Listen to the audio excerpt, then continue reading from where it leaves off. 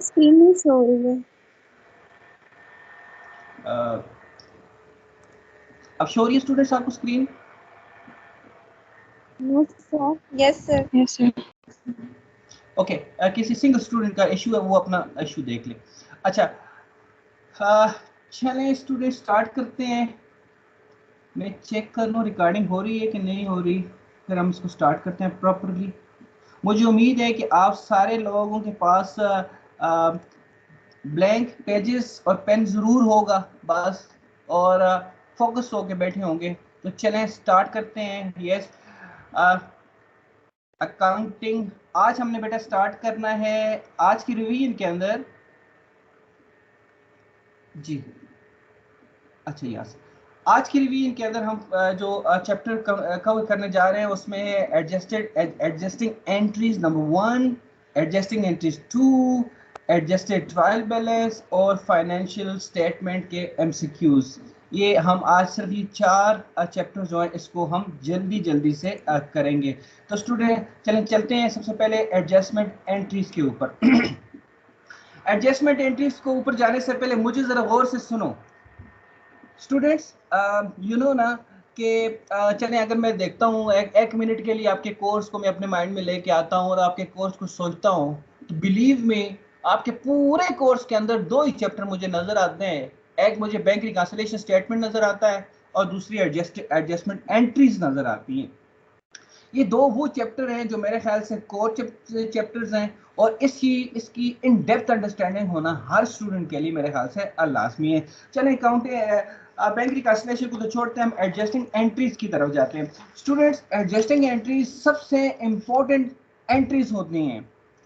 इस point in time पे entries की जाती हैं।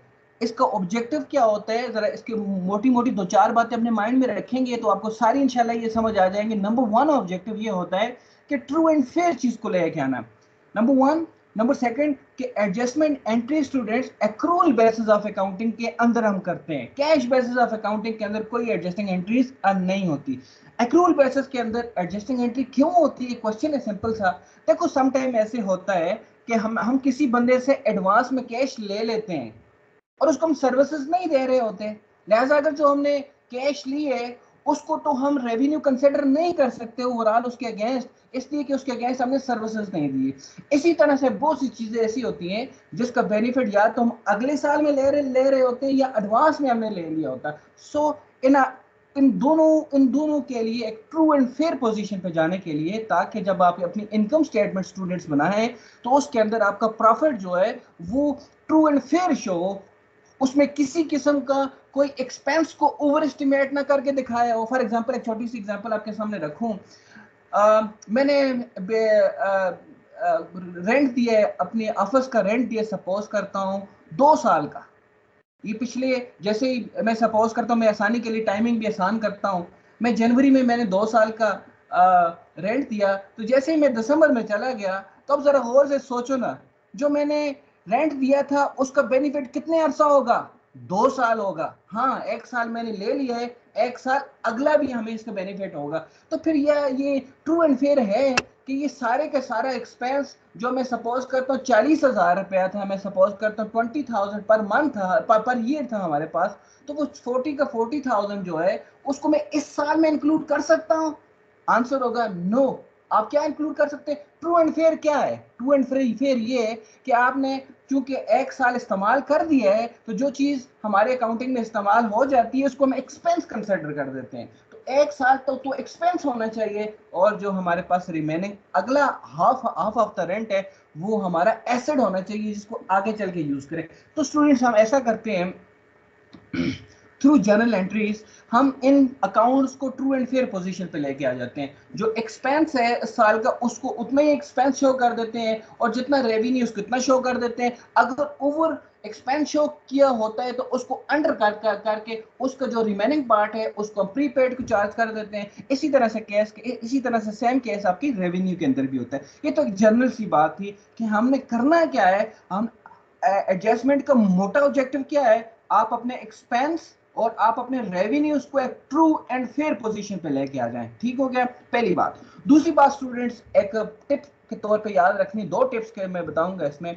पहला टिप ये याद रखें कि एडजस्टमेंट एंट्री के अंदर याद रखें ना डेबिट में ना क्रेडिट में कैश आएगा, कैश नहीं आएगा, कैश अकाउंट नहीं आएगा, ठीक है ना। हम एडजस्टमेंट एंट्री होगी क्या, सिंपल एंट्री होगी, उसमें एक डेबिट इम्पैक्ट होगा, एस्पेक्ट होगा, और एक क्रेडिट एस्पेक्ट होगा। अब पॉइंट क्या याद रखना है स्टूडेंट्स कि जी कभी भी एडजस्टमेंट एंट्रीज के अंदर ना तो डेबिट में कैश होती ना क्रेडिट में कैश होती। अब इसकी दलील क्या है बेस्ट स्टूडेंट्स, की दलील सिंपल ये है कि जो आपकी एडजस्टमेंट है वो बेसिकली अकाउंटिंग प्रोसीजर है, उसमें किसी किस्म का ना तो कैश इनफ्लो होता है और ना कैश आउटफ्लो होता है। और मजे की बात बता दूं कि जिस दिन आपके भी फैमिली मेंबर होंगे बैंक्स के अंदर या डिफरेंट फाइनेंशियल इंस्टीट्यूशन के अंदर, उनसे पूछिएगा कि जिस दिन भी एडजस्टमेंट होती है, और पाकिस्तान में अमूमन 30 जून को एडजस्टमेंट होती है या 29-28 जून को एडजस्टमेंट के प्रोसीजर स्टार्ट कर दिए जाते हैं, तो जिस दिन एडजस्टमेंट होती है उस दिन ऑर्गेनाइजेशन को छुट्टी होती है, सिंपल सी बात है।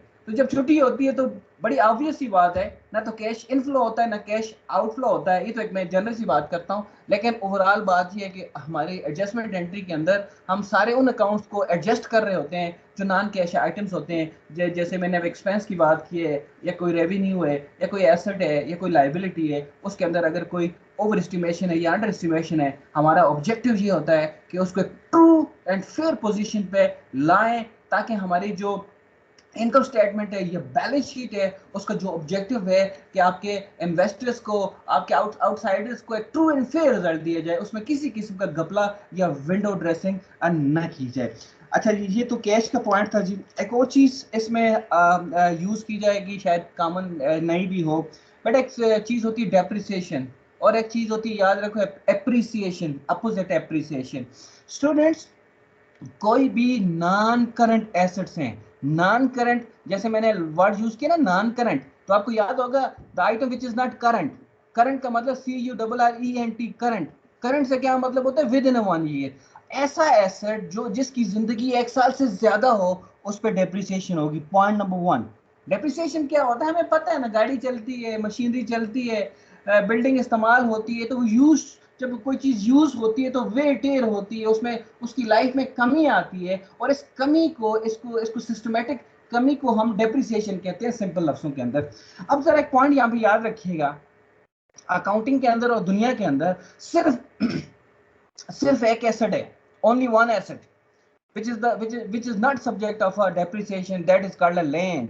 ये जमीन जो है, अच्छा अकाउंटिंग में लैंड एंड बिल्डिंग को टोटली सेपरेट कंसीडर करें, land is a separate account, building is a separate account, मैं सिर्फ लैंड की बात कर रहा हूँ। लैंड पे स्टूडेंट्स कभी भी डेप्रिसिएशन नहीं होगी, उस पर हमेशा एप्रिसिएशन रिकॉर्ड की जाएगी। Appreciation is the opposite of the depreciation. Appreciation mean increase, land की वैल्यू हमेशा इंक्रीज, और बिल्डिंग की भी डिक्रीज रिकॉर्ड की जाएगी। हमारे मुल्क की बात नहीं करता हूँ या ओवरऑल दुनिया की बात नहीं करता हूँ या मार्केट वैल्यू की बात नहीं करता हूँ, कि मार्केट वैल्यू के अंदर भी बिल्डिंग की वैल्यू कभी डिक्रीज नहीं होती है। आज से 10 साल पहले जो बिल्डिंग 10 लाख की थी, अभी वो 20 लाख रुपए की है। आप तो उसमें वीर टीर भी हो गए, सारा कुछ हो गया, लेकिन वो तो एक मार्केट की वैल्यू की बात है। लेकिन मैं अकाउंटिंग के पॉइंट ऑफ व्यू से बात करता हूँ। अकाउंटिंग के पॉइंट ऑफ व्यू से याद रखने वाली बात यह है कि हमारे पास सिर्फ लैंड पे एप्रिसिएशन की जाएगी, बाकी हर चीज पे डेप्रिसिएशन की जाएगी। इसी तरह से जो बहुत ज़्यादा एमसीक्यूज इसके अंदर मैंने देखे हैं, उसमें अनअर्न्ड के एमसीक्यूज हैं कि जी पहले जब भी स्टूडेंट, हमें पता है, मैंने एग्जांपल आपको क्लास में डाइवो की दी है या वीडियो के अंदर मैंने आपको डाइवो की एग्जांपल दी है, मैं दोबारा से बता देता हूँ कि स्टूडेंट सपोज करता हूँ कि अगर आज मैंने लाहौर जाना है और मैं डाइवो वाले के पास चला गया हूँ कि मैंने आज टिकट लेना है, आज डेट है जी 4, तो मैंने 4 को अगर टिकट लेना है और मैं आज डाइवो के अड्डे पे जाता हूँ, उससे टिकट लेता हूँ साथ, लेकिन एक चीज़ बताता हूँ उनको कि जी मैंने आज नहीं जाना है, मैंने 10 जुलाई को जाना है, तो मुझे काइंडली 10 जुलाई का टिकट इशू करें।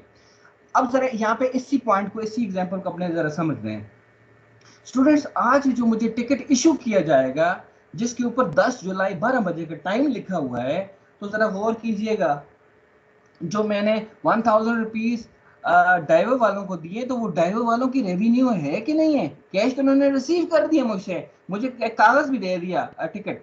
तो क्वेश्चन ये है कि ये रेवेन्यू, पहले ड्राइवर के पॉइंट ऑफ व्यू से जरा सोचते हैं कि ये ड्राइवर का रेवेन्यू है कि नहीं है। अब ड्राइवर ने, अब रेवेन्यू की डेफिनेशन क्या है, रेवेन्यू तो जब आपका अर्न हो जाता है, सिंपल सी डेफिनेशन है। जब आप उसको किसी बंदे को इनवॉइस सेंड कर देते हैं जो मेजर उसके अंदर आइडिया है, लेकिन ओवरऑल आइडिया क्या है कि रेवेन्यू उस वक्त आप रिकॉर्ड करें जब आपके पास अर्न हो जाए। तो अब आज क्वेश्चन ये है कि आज डाइवो वालों ने जो 1000 मुझसे लिया है वो उनका रेवेन्यू अर्न हो गया है, क्वेश्चन ये है। तो आंसर इज नो। इसलिए इसलिए नहीं उनका अर्न हुआ कि कब अर्न होगा, जब वो मुझे सर्विस भी देंगे। इन अदर वर्ड्स कि 10 तारीख को जब मैं ट्रेवल करूंगा लाहौर में तो उनका रेवेन्यू अर्न हो जाएगा। तो फिर आखिरी क्वेश्चन इसी से जुड़ा हुआ ये है कि जी फिर बीइंग एन अकाउंटेंट आज हमें डायरो वालों ने तो पैसे रिसीव कर लिए,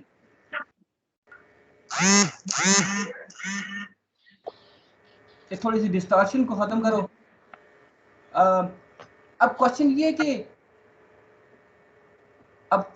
कि ड्राइवर वालों ने तो आज आपसे पैसे रिसीव कर लिए, तो वो आज क्या कंसिडर करेंगे? तो सिंपल आंसर है कि आज वो उसको लाइबिलिटी कंसिडर करेंगे, आगे चल के उसको रेवेन्यू में उसको कंसिडर कर देंगे। इसी तरह से फिर हमारे पास कुछ इसी में हम देख रहे हैं एक बुक वैल्यू की भी बात की जाएगी। बुक वैल्यू यू नो कि asset minus accumulated depreciation is called book value. इसी तरह से फिर हम नेट रिलाइजेबल वैल्यू की बात करेंगे। नेट रिलाइजेबल वैल्यू का ताल्लुक अकाउंट रिसीवेबल के साथ है, और इसी तरह से प्रोविजन और डायरेक्ट मेथड को भी इसमें हम डिस्कस करेंगे। चलें स्टूडेंट स्टार्ट करते हैं अपने एमसीक्यूज पे और इसको देखते हैं कि इनके अंदर क्या क्या एमसीक्यूज हैं। नंबर 1 एमसीक्यूज है जी every adjusting entries affect. Number 1, अच्छा ये एक छोटा सा पॉइंट मिस हो गया था बताना। स्टूडेंट याद रखें कि हमें पता है कि एडजस्टमेंट एंट्रीज के अंदर तो डेफिनेटली एक सिंपल एंट्री होती है जिसमें एक जर्नल जिसमें एक डेबिट एक क्रेडिट होता है। अब बात ये कि ये इसमें याद रखिएगा कि दो आपके एस्पेक्ट हैं तो एक एस्पेक्ट जरूर इनकम स्टेटमेंट से रिलेट करेगा और दूसरा एस्पेक्ट हमेशा बैलेंस शीट से रिलेट करेगा। अब इनकम स्टेटमेंट से रिलेट करने का मतलब क्या है? इनकम स्टेटमेंट से रिलेट करने का मतलब ये है कि एडजस्टिंग एंट्री के अंदर एक एस्पेक्ट जो होगा स्टूडेंट्स वो या तो एक्सपेंस होगा या रेवेन्यू होगा। हमें पता है कि इनकम स्टेटमेंट में दो ही चीजें होती है, या एक्सपेंस होता है या रेवेन्यू होता है। और बैलेंस शीट के अंदर तीन चीजें होती हैं, एक एसेट होता है, एक लाइबिलिटी होती है, एक ओनर्स इक्विटी होती है। इसलिए याद रखें कि हर एडजस्टिंग एंट्री के अंदर एक अफेक्ट जो होगा उसका रिलेशन इनकम स्टेटमेंट से होगा और एक बैलेंस शीट से होगा। every adjusting entry affects क्या है? income statement only, balance sheet only, both and b if the business pays for only 11 month rent during a financial year, okay, what accounting term is given to the outstanding 1 month rent? अब जरा question जरा देखिए question क्या कह रहा है। Question ये कह रहा है कि आपने रेंट 11 महीने का अदा कर दिया लेकिन एक महीने का अदा नहीं किया। अब ये कि आप उस मकान में, उस बिल्डिंग में, या जो भी दुकान है, जो भी ऑफिस है, उसमें तो आप पूरा साल रहे हैं, लेकिन आपने तो साल का पैसे, पूरी साल के पैसे देने थे, वो एक्सपेंस आपका पूरे साल का था। लेकिन क्या हुआ है कि आपने 11 महीने के पैसे दे दिए, 11 मंथ के आपने दे दिए और एक मंथ का नहीं दिया आपने। और जो वो एक मंथ के पैसे नहीं दिए उसको क्या आप बोलेंगे? तो नंबर 1 ये कह रहे प्री पेमेंट्स। नहीं, आपने आपने एडवांस पेमेंट नहीं की उस बंदे को, ठीक है। एडवांस पेमेंट तो ये होती है एक्स्ट्रा पेमेंट। आप एक साल तक रहे और 2 साल की पेमेंट कर दें, फिर हम प्री पेमेंट कहते हैं। रीपेमेंट, अच्छा ये लिखा हो repayment. Repayment is a different thing कि जी वो आपको वापस करेगा। प्री पेमेंट की डेफिनेशन मैंने आपको पहले बता दी। अंडर पेमेंट नहीं, अंडर पेमेंट का कोई कॉन्सेप्ट या चले अगर जनरली हम बात कर सकते हैं कि इट इज अंडर पेमेंट, लेकिन ओवरऑल अंडर पेमेंट नहीं, yes it is a payable. This is your liability account. आपने 11 महीने का तो दे दिए लेकिन एक महीने का स्टिल पॉइंट, लिहाजा इसको हम पेएबल बोलेंगे। The record of such transaction the book of a prime entry is called. हमें पता है कि बुक ऑफ प्राइम एंट्री के अंदर कौन कौन सी रिकॉर्डिंग होती है? Adjustment, trial balance, ledger, income statement. Adjustments, adjustment entries assign revenue to the period in which they are earned. Number second, help to properly measure the period net income, net loss. Good.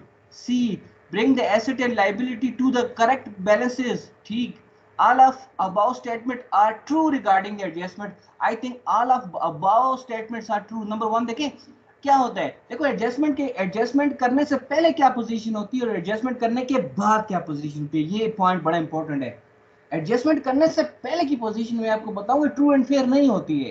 हो सकता है आपने expenses कुछ ज्यादा show किया हो, ज्यादा इसलिए शो किया कि हमने अदा कर दिया है, फॉर एग्जाम्पल हमने 5 साल का इकट्ठा हमने स्टेशनरी का खर्चा अदा कर दिया है, तो लिहाजा हमने लिखा हुआ वो गलत नहीं है, लिखा ठीक है हमने रिकॉर्डिंग की, लेकिन क्वेश्चन ये है कि अभी आपका 1 साल कंप्लीट हुआ है ना, आपने उस जो आपका साल कंप्लीट हुआ, मैं सपोज करता हूँ 2020 कंप्लीट हुआ है, तो हमने 2020 के अंदर जो चीजें हुई हैं, जितने रेवेन्यूज इसके अंदर आए हैं, या उन रेवेन्यू को कमाने के लिए स्टूडेंट्स हमने जितने एक्सपेंस दिए हैं वो सबको लेके आएंगे, तब जाके हमारे पास true and fair profit after 2020 होगा ना।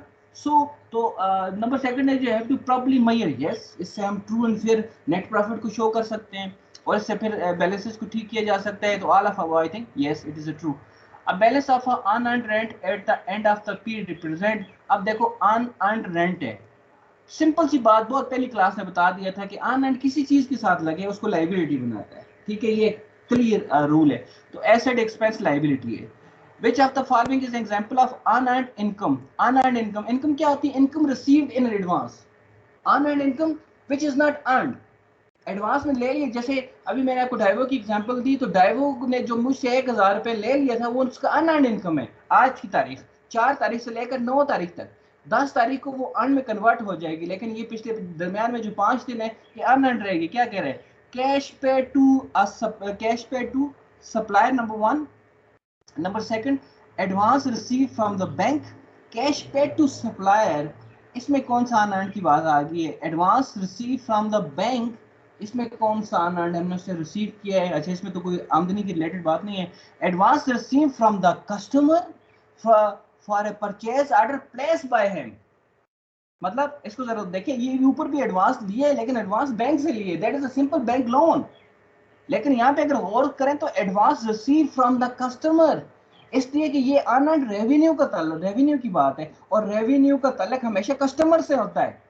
अब क्या कह रहे हैं? कस्टमर से हमने रिसीव कर दिया एडवांस में, जिसने परचेज ऑर्डर दिए, लेकिन अभी हमने उसको परचेज, उसकी परचेज नहीं किए, as it's a true option. मैंने डी नहीं देखा, cash discount receive from the customer, नहीं, ये नहीं होना चाहिए। Portion of the cost expired during the year is a, cost के 2 बड़े पार्ट होते हैं स्टूडेंट्स। कास्टिंग बड़े मजे का सब्जेक्ट है, 4th सेमेस्टर में आपका कास्ट अकाउंटिंग सब्जेक्ट है, लेकिन यहाँ पे जाते जाते इसकी एक छोटी सी बात बताऊं कि कास्ट ओवरऑल लागत को बोलते हैं, लागत को। लेकिन अगर ओवरऑल इसकी बात की जाए, कास्ट को थोड़ा सा अगर फाइनेंशियल अकाउंटिंग में लिंक किया जाए स्टूडेंट्स, तो कास्ट के 2 पार्ट्स होते हैं, एक एक्सपायर्ड और एक अनएक्सपायर्ड। फॉर एग्जाम्पल, मैंने एक मशीनरी खरीदी है 1 साल पहले, वो मशीनरी मैंने जो खरीदी है वो 50,000 रुपए की खरीदी है। बड़ा सिंपल सा एग्जांपल देता हूँ, जरा गौर से इनकी फिगर को गौर कीजिएगा।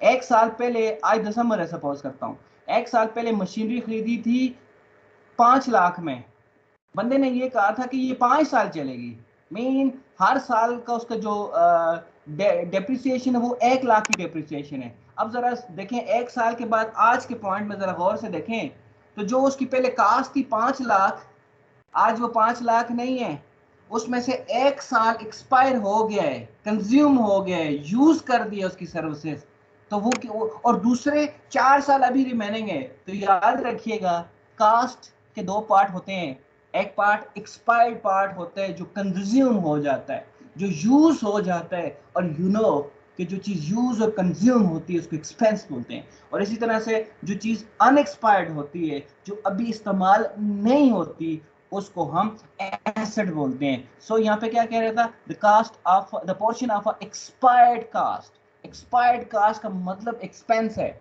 और याद रखिएगा यहाँ पे लिखा हो अगर अनएक्सपायर्ड कास्ट, अनएक्सपायर्ड कास्ट जिसको प्रीपेड भी हम बोलते हैं, अपने पास एक वर्ड और भी लिखे हैं, हम लिखते हैं ना, हम प्रीपेड किसी चीज के साथ लिखते हैं, लाइक प्रीपेड इंश्योरेंस, तो इस तरह से ये भी लिखा जा सकता है अनएक्सपायर्ड इंश्योरेंस, मतलब प्रीपेड अनएक्सपायर्ड दोनों wording are the same wording.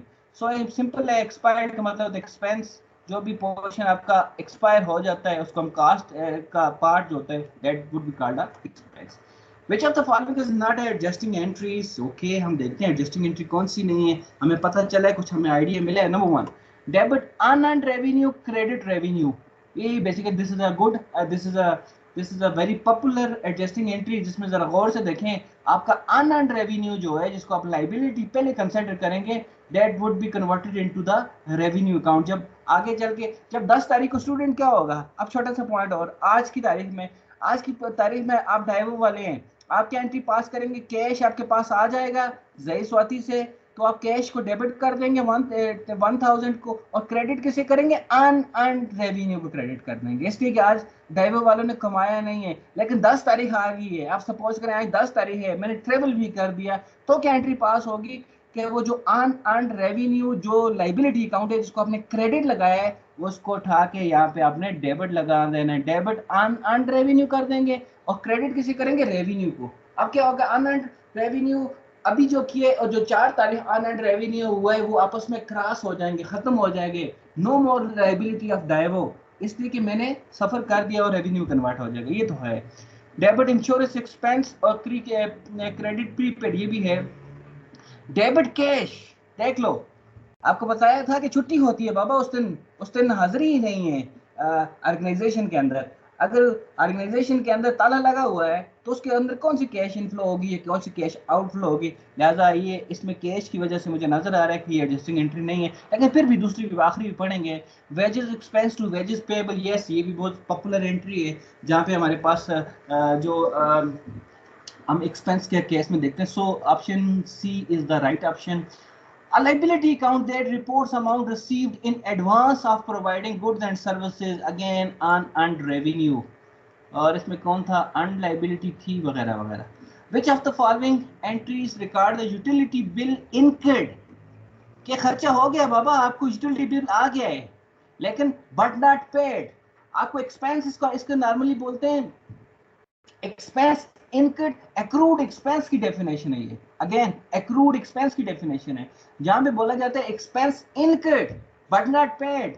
आपने अगर मजदूर से काम करवा दिए आज, और जब जैसे ही शाम को वो फारग हुआ तो उसको आपने कहा कि बाबा आज जाओ, हम आपको 2 दिन के बाद पैसे देंगे। अब जरा सोचना आज की शाम ये है कि क्या उस मजदूर का एक्सपेंस इनकर हो गया है, तो आंसर इज यस, उसने अपना काम कर दिया है। लेकिन ठीक है, अगर एक्सपेंस जो भी होता है उसको डेबिट लगाया जाता, हम भी लगा देंगे, लेकिन क्रेडिट में क्या करेंगे, क्रेडिट में तो मजदूर को कैश नहीं दिया है, तो क्रेडिट में हम पेएबल लिख देंगे उसी अकाउंट के साथ जो डेबिट में इंक्लूड किया गया है। तो इसका सिंपल सी डेफिनेशन होती है एक्रूड एक्सपेंस। बहुत से एक्सपेंस आएंगे हमारे पास जो आपको बताएंगे कि एक्सपेंस हो गया है, इलेक्ट्रिसिटी का बिल का एक्सपेंस हो गया है, रेंट का एक्सपेंस हो गया है, लेकिन हमने अदा नहीं किया है, तो इसकी बहुत सिंपल एंट्री होती है स्टूडेंट्स, एक्सपेंस है तो एक्सपेंस को डेबिट कर दें, और पेड नहीं है तो उसको पेएबल के साथ क्रेडिट कर दें। जैसे यहाँ पे केस था, ये क्या कह रहा है, which of the following entries record the utility bill incurred but not paid. अब यूटिलिटी बिल डेबिट हो जाएगा डेफिनेटली, और क्रेडिट क्या हो जाएगा, utility bill payable. Sometime students इसको सिर्फ क्रेडिट में सिर्फ पेएबल लिख लेते हैं, जो गलत है, इसलिए कि हमारे पास पेएबल भी हजारों किस्म के पेएबल होते हैं। हम कैसे पता चलेगा कि ये कौन सा पेएबल है, तो पेएबल के साथ जरूर मेंशन करें। क्या मेंशन करें, जो चीज आपने डेबिट में लिखी है उसी को क्रेडिट में भी मेंशन कर दे, पेएबल के साथ आसान हो जाएगी, हमें पता चल जाएगा कि यहाँ पे यूटिलिटी बिल पेएबल है, वहां पे सैलरी पेएबल था तो वहां पे रेंट पेएबल था। जब भी हमें रेंट की पेएबल की बात होगी तो रेंट पेएबल का खाता निकाल देंगे, और दूसरों की बात होगी दूसरे निकाल देंगे। तो यहाँ पे एंट्री सिंपल सी है, utility bill to utility bill payable. क्या एंट्री करें, utility expense credit utility payable, ये ठीक है। डेबिट में कह रहे हैं कि अकाउंट पेएबल, नहीं अकाउंट पेएबल की बात ही नहीं है, डेबिट में कह रहे हैं अकाउंट पेएबल ना जी, डेबिट में कह रहे हैं utility payable to credit account receivable. ये कैसा है कि अकाउंट रिसीवेबल चीजें भी बेचें और रिसीवेबल करें। So a option is the right option. So 10 पूरे हो गए जी जनाब, आगे चलते हैं। An increase in the value of fix asset is known as the appreciation. कभी भी फिक्स एसेट जो नॉन करंट एसेट्स हैं, जिसमें नॉर्मली मैं फाइनेंशियल अकाउंटिंग की बात करता हूँ स्टूडेंट्स, इंशाल्लाह बहुत ज़बरदस्त टॉपिक है, बड़ा ज़बरदस्त क्लासिक टॉपिक है, लेकिन अनफॉर्चुनेटली हमारे पास एक टॉपिक है दैट मैं इसको नहीं देख रहा हूँ, मार्केट वैल्यू का कॉन्सेप्ट है, मार्केट वैल्यू, जिसको आप आगे चल के इंशाल्लाह बिजनेस फाइनेंस के अंदर स्टडी करेंगे।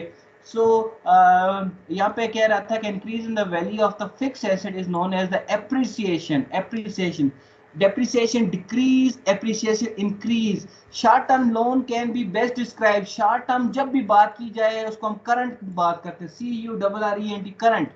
current और short term is the same thing.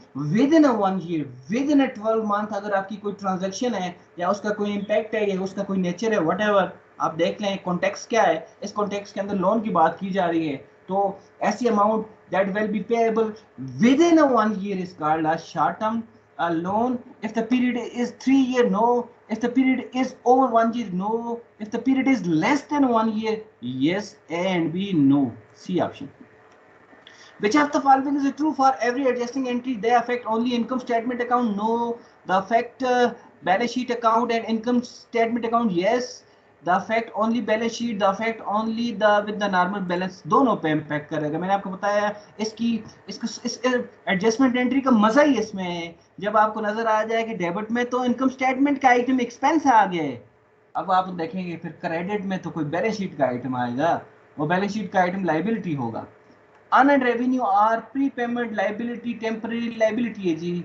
Which of the following is not adjusting entry? Debit, unearned revenue, credit revenue, ये भी नहीं किया था हमने. चलें ये शायद थोड़ा डिफरेंट है, इसको देखते हैं. unearned revenue, revenue ये ठीक है. डेबिट पे क्या होगा? रेंट एक्सपेंस होगा, और क्रेडिट पे रेंट पेएबल, ये भी ठीक एंट्री है. डेबिट में रेंट एक्सपेंस है, क्रेडिट में प्रीपेड रेंट है, और डेबिट में रेंट एक्सपेंस है और क्रेडिट में प्रीपेड रेंट है, इसको भी हम देख सकते हैं. और आखिर में देखें डेबिट में अनअर्न्ड रेवेन्यू और क्रेडिट में, ये थोड़ा सा टेक्निकल है. एडजस्टमेंट एंट्रीज में अगर आपका डेप्थ होगा तो इसमें अगर आप गौर से देखें तो ये नॉर्मली हम पहली एंट्री को जरा स्टूडेंट्स देखें, अनअर्न्ड रेवेन्यू टू रेवेन्यू, जब आपका रेवेन्यू अनअर्न्ड रेवेन्यू में कन्वर्ट होता है तो ये एंट्री पास करते हैं. फिर ये भी हम जब आपके एक्सपेंस जो एक्रूड एक्सपेंस का केस है उसमें भी पास करते हैं. ये डेबिट रेंट एक्सपेंस जब आपका एक्सपेंस आपके प्रीपेड में. और right I think fourth option is the right option, इसलिए किस तरह की एडजस्टिंग एंट्री कभी नहीं होती कि अनअर्न्ड रेवेन्यू टू रेवेन्यू की ट्रांजैक्शन पास होती है. ये कभी नहीं होता कि अनअर्न्ड रेवेन्यू को डेबिट कर दें और प्रीपेड एक्सपेंस और रेवेन्यू कभी मिक्स तो नहीं हो सकते, लिहाजा ये ट्रांजैक्शन जो है ये नॉर्मल नहीं हो ही नहीं सकती है, ये नहीं है. ठीक है. How does failure to record accrued revenue distort the financial statement? बेटा सबसे पहले तो ये समझना है what is the accrued revenue, फिर हम उसको अंदाजा कर देंगे कि इसकी ना रिकॉर्डिंग करने से आपको क्या नुकसान होगा या फायदा होगा. नुकसान डिस्टॉर्ट करेगी आपकी फाइनेंशियल स्टेटमेंट्स. एक्रूड रेवेन्यू, जैसे हम आपको बताया कि एक्रूड का वर्ड जो है वो टेक्निकल वर्ड है. एक्रूड के लिए हम आपको कभी भी जेनेरिक बात नहीं करेंगे कि ये किसी के साथ लगेगा उसको वो बनाएगा, इस तरह नहीं होता. एक्रूड का वर्ड जो है वो एक्सपेंस के साथ भी इस्तेमाल होता है और रेवेन्यू के साथ भी इस्तेमाल होता है. जब एक्सपेंस के साथ इस्तेमाल होता है तो उसका डिफरेंट मीनिंग होता है, जब रेवेन्यू के साथ इस्तेमाल होता है उसका डिफरेंट मीनिंग होता है. अब यहाँ पे जरा देखें तो ये रेवेन्यू के साथ इस्तेमाल हुआ है, इससे ऊपर हमने एक्सपेंस के साथ भी इसको इस्तेमाल किया, एक्रूड एक्सपेंस. एक्रूड एक्सपेंस के लिए मैंने वहां पे बताया था, रिमाइंडर के लिए आपको फिर बता रहा हूँ कि expense incurred but not paid, खर्ची तो हो गए लेकिन अदा नहीं हुआ. सिंपल एक्रूड एक्सपेंस होता है वो आपकी लाइबिलिटी होता है कि आपने यू हैव टू पे इन द फ्यूचर. लेकिन जब हम बात करें अब एक्रूड रेवेन्यू की तो इसकी डेफिनेशन क्या है कि revenue earned but not received, कि जी रेवेन्यू कमा लिया है लेकिन मिला नहीं है, और जो चीज कमा ली है मिली नहीं है, कल मिल जाएगी परसों मिल जाएगी, that would be called your account receivable, और simple word that would be your assets. तो सिंपल एक्रूड रेवेन्यू आपके एसेट है. अब क्या हुआ, मतलब आपने कुछ पैसे अपने रेवेन्यू में लिखने थे लेकिन आपने नहीं लिखा, उससे आपकी जो फाइनेंशियल स्टेटमेंट्स है उस पर क्या इम्पैक्ट आएगा. इसमें क्या होगा, अंडरस्टैंड करेंगे रेवेन्यू, यस, इसलिए कि रेवेन्यू आपने नहीं लिखा है ना.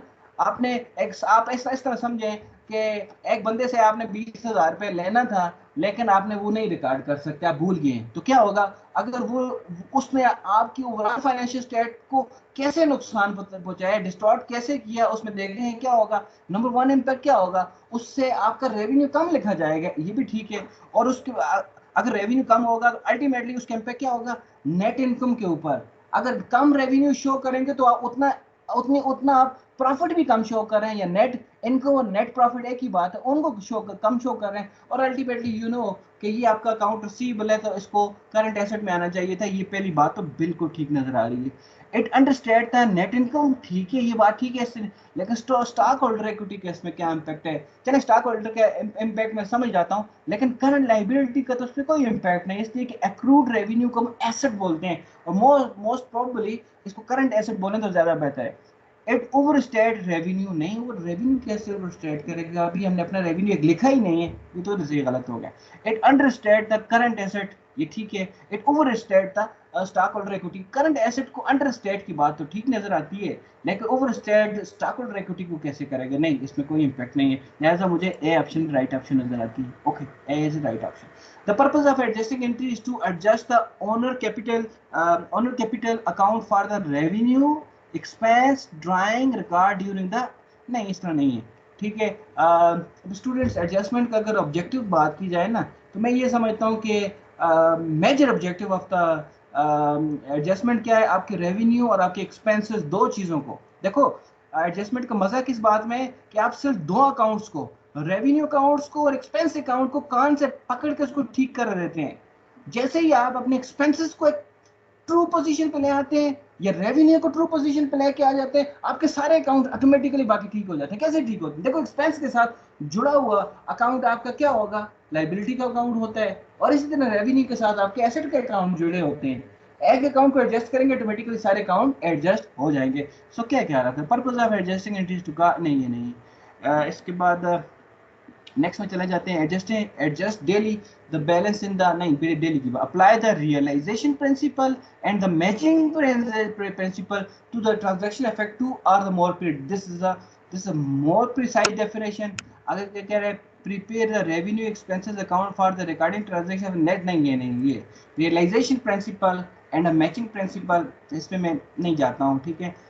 नेक्स्ट सेमेस्टर में आप देखेंगे। When the goods are provided unearned revenue decrease and a revenue account is a, देख लें, जब आपने गुड्स या सर्विसेज प्रोवाइड कर देंगे, पहले तो क्या होगा? पहले तो सिंपल सी बात है कि जब आपने अनअर्न्ड का अकाउंट जनरेट होगा, उसके बाद आप उनको चीजें प्रोवाइड करेंगे, तो क्या कह रहे हैं? व्हेन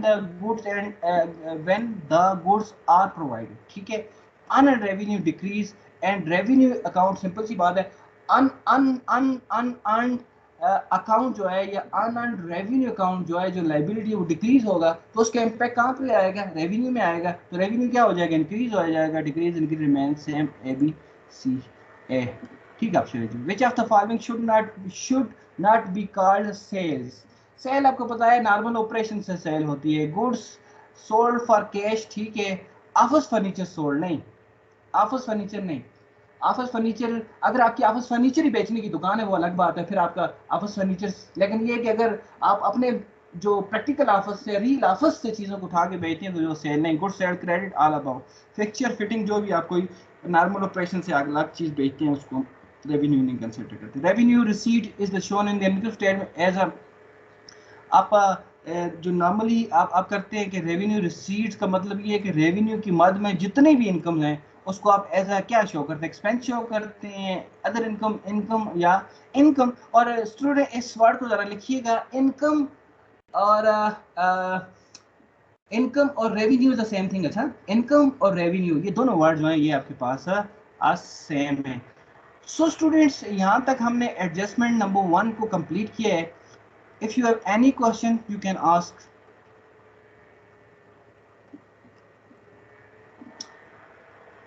आगे चलते हैं। Okay. Next, adjustment entry second.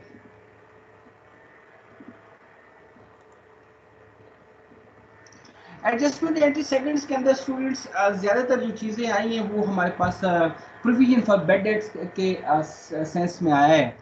हमारे पास एडजस्टिंग एंट्रीज के डिफरेंट टाइप्स हैं, जिसमें हमारे पास फर्स्ट टाइप आपने वर्कबुक के अंदर डिटेल से देखा है, वीडियोस के अंदर भी आपको मिल जाएंगी चीज़ें, कि हमारे पास एक्रू, हमारे पास जो फर्स्ट टाइप होती है that is called deferral, second one is accrual, और थर्ड वन जो टाइप होती है हमारे पास that is called accounting for bad debts, और लास्ट वन पे फोर्थ हमने आपकी वर्कबुक के अंदर कंप्लीट की, that is a depreciation, case of depreciation. अब बेड डेट का जो केस है उसमें बुनियादी जो दो चार मोटी मोटी बातें वो मैं आपको बताना चाहूँगा। उसमें पहली बात ये कि बेड डेट का केस है कि what is the bad debt. Irrecoverable debts are called bad debts. Suppose you are a shopkeeper, आपने एक चीज़ एक स्टूडेंट्स पे सेल आउट की कुछ चीज़ें, तो उसने कहा था कि हम आपको 1 महीने के बाद दे देंगे। तो महीने के बाद पता चला कि वो स्टूडेंट यूनिवर्सिटी ही छोड़ के चला गया है, उसका कोई पता नहीं चलता। आपने फ़ोन शून भी करने की कोशिश की है, 1-2 महीने उसको आप ढूंढेंगे, लेकिन उसके बाद your debt are not good debt. जो आपके अकाउंट रिसीवेबल आपकी बुक्स ऑफ अकाउंट के अंदर लिखे हुए हैं उस स्टूडेंट के नाम 5,000 रुपये, तो वो अब मिलने वाले नहीं है, इसलिए कि बंदा छोड़ के चला गया है यूनिवर्सिटी भी, और उसका कोई अता पता भी नहीं है। और दोस्तों से पूछा तो पता चला कि वो कोई ठीक आदमी भी नहीं था। तो सो उनके अब उसको बेड डेट डिक्लेयर करेंगे, इरिकवरेबल डेट्स हैं। तो इसका पहला पॉइंट ये हमारे लिए कि ये हमारे जो डेट्स हैं बेटा, अब ये हमारे अकाउंट रिसीवेबल नहीं है, इसको हम एक्सपेंस में कन्वर्ट करेंगे। जब एक्सपेंस में कन्वर्ट करेंगे तो इसके साथ नाम लिखेंगे बेड डेट्स। जब भी आपके पास बेड डेट अकाउंट आएगा स्टूडेंट्स, तो वो अकाउंटिंग पिलर के पॉइंट ऑफ व्यू से याद रखना है कि वो आपका एक्सपेंस अकाउंट है, नॉर्मल एक्सपेंस अकाउंट है, पहली बात। दूसरी बात ये कि बैड डेट की अकाउंटिंग के लिए दो मेथड यूज किए जाते हैं दुनिया के अंदर।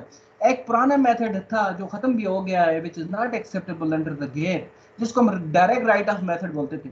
डायरेक्ट राइट ऑफ मेथड क्या था कि डायरेक्टली आप एक एंट्री पास कर देते थे, डेबिट कर देते थे। अगर आप लिखना चाहें तो लिख भी दें। डायरेक्ट राइट ऑफ की बैड डेट के केस के अंदर सीधी सीधी एंट्री है, यही डेबिट क्रेडिट होता है, इसमें कोई फर्क नहीं आता हमेशा। इसकी एंट्री पेट एंट्री होती है, bad debt to account receivable, direct write off method के अंदर। जो अंडर गैप एक्सेप्टेबल नहीं है, बड़ा इसमें लंबी बातें कि ये basically true and fair amount को शो नहीं कर रहा होता eight the end of procedure. उसके बाद स्टूडेंट्स फिर एक मेथड आया है जिसको हम प्रोविजन मेथड बोलते हैं, प्रोविजन।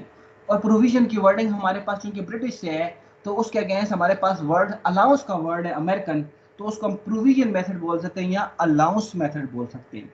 अब आप बार बार देखेंगे एक अकाउंट आपको मिलेगा provision for bad date, provision for bad date इस तरह मिलेगा, या उसी का दूसरा नाम ये भी होगा कि अलाउंस फॉर बैड डेट या provision for doubtful debt. Mean provision और अलाउंस को एक ही मतलब पे आपने समझना है, बाकी स्टेटमेंट आपको समझ आ जाएगी।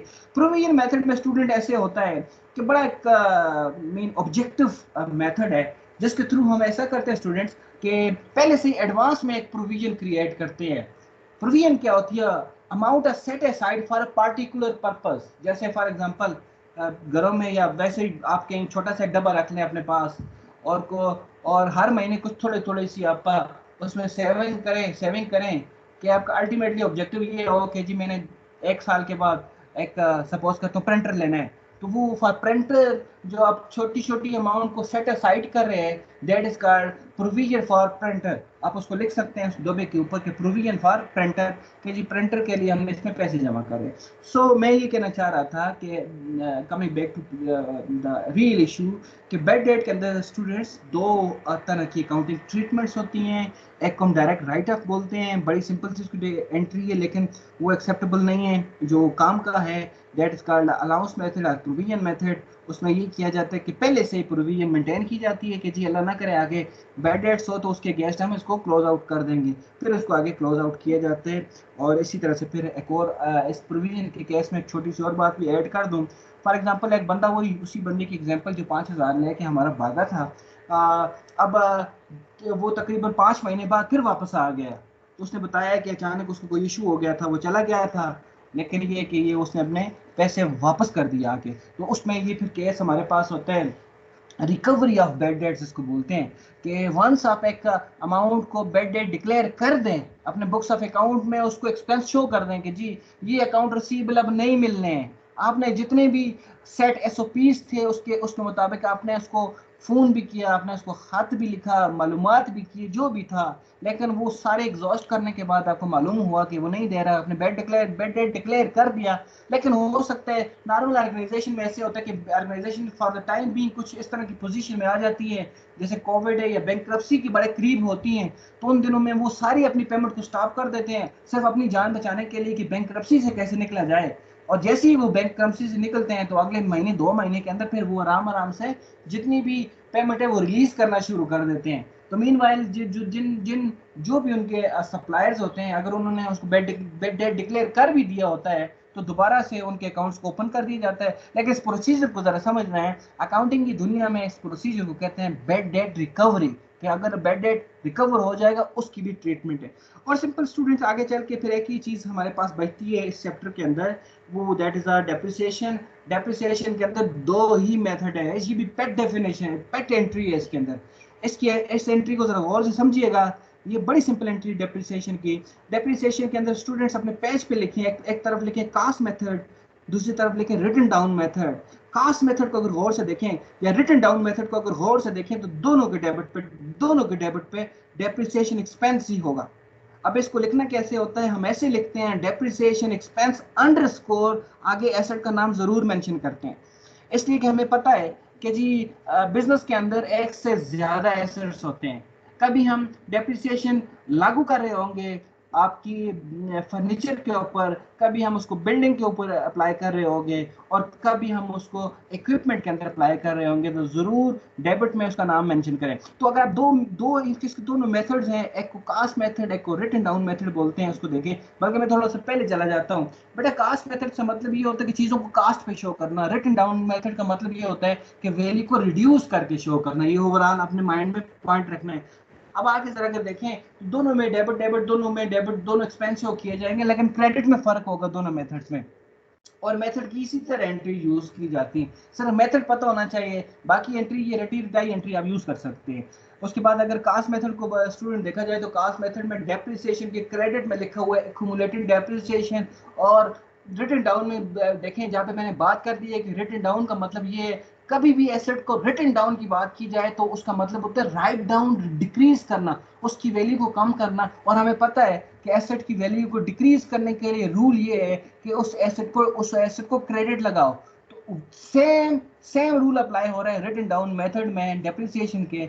उसमें डेबिट में तो डेप्रिसिएशन एक्सपेंस लिखा हुआ आपको नजर आ रहा है अंडरस्कोर मशीनरी, लेकिन क्रेडिट में सिर्फ मशीनरी ही लिखी। ये ओवरऑल चीजें थी जो मुझे इस चैप्टर के अंदर कुछ नए पॉइंट थे। अब हम इसको देखते हैं। और by the way book value, book value is equal to assets minus accumulated depreciation. और स्टूडेंट जरा एक्यूमुलेटेड डेप्रिसिएशन पे भी जरा गौर से देखो ना। अब सपोज करें हमने मशीनरी खरीदी थी, आज 3 साल हो गए हैं, और हर साल की जो डेप्रिसिएशन थी, जैसे पहले बताया था 1000 थी सपोज करता हूँ, तो 3 सालों के बाद हर साल हजार रुपया हो रही है। लेकिन आज अगर 3 साल के बाद आज खड़ा हूं मैं, और मैं आज आपसे ये पूछूं कि डेप्रिसिएशन एक्सपेंस कितना है, तो आप बोलेंगे 1000 है। एक्सपेंस, अगेन मैंने इस पे जोर दिया है, डेप्रिसिएशन एक्सपेंस 1000 है। लेकिन अगर आपसे कोई पूछे कि एक्यूमुलेटेड डेप्रिसिएशन क्या है आज की डेट का, एक्यूमुलेटेड से मुराद देता है जो भी पहले डेप्रिसिएशन हो गए सबको प्लस करो, आज 3000 है। ये छोटा सा पॉइंट स्टूडेंट समझना है।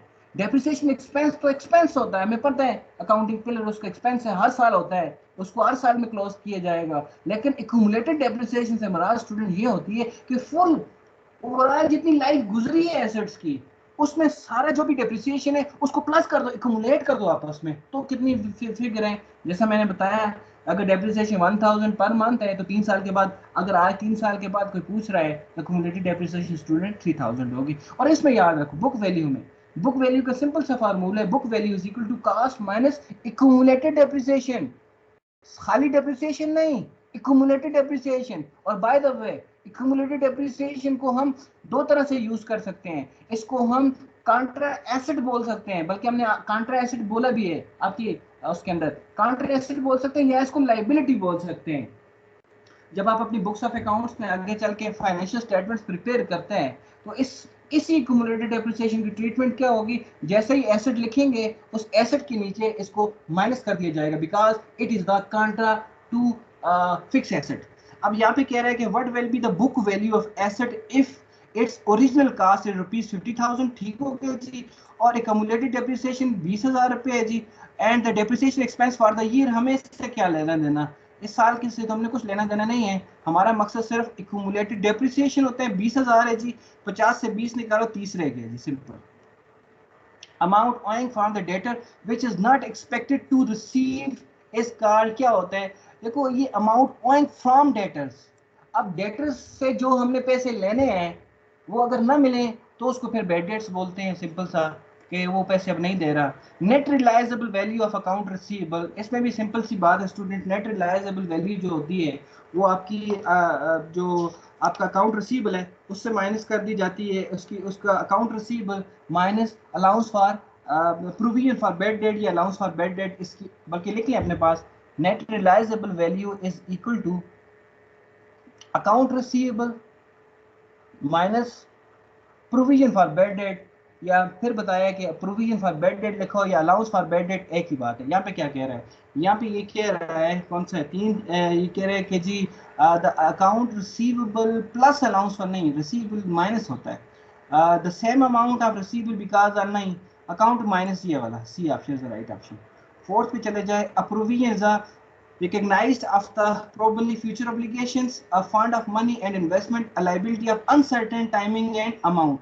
This is the most suitable definition कि समटाइम प्रोविजन हम मेंटेन इसलिए करते हैं कि यार इन केस कहीं इशू होगा तो हम इस अमाउंट को यूज करेंगे।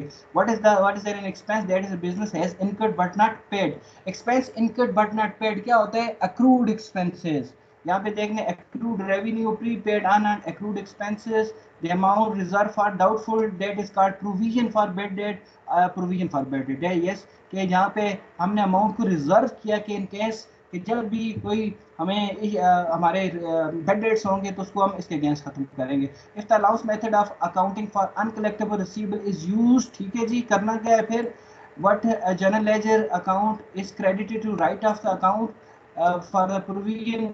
इसकी एंट्री में इतना टेक्निकल की तरफ शायद आपको ना लेके जाऊं, लेकिन इसका नॉर्मली अकाउंट रिसीवेबल होगा। विच of the following asset is not depreciated, simple एक ही एसेट है जो डेप्रिसिएट नहीं होता, दैट इज अ लैंड दुनिया में।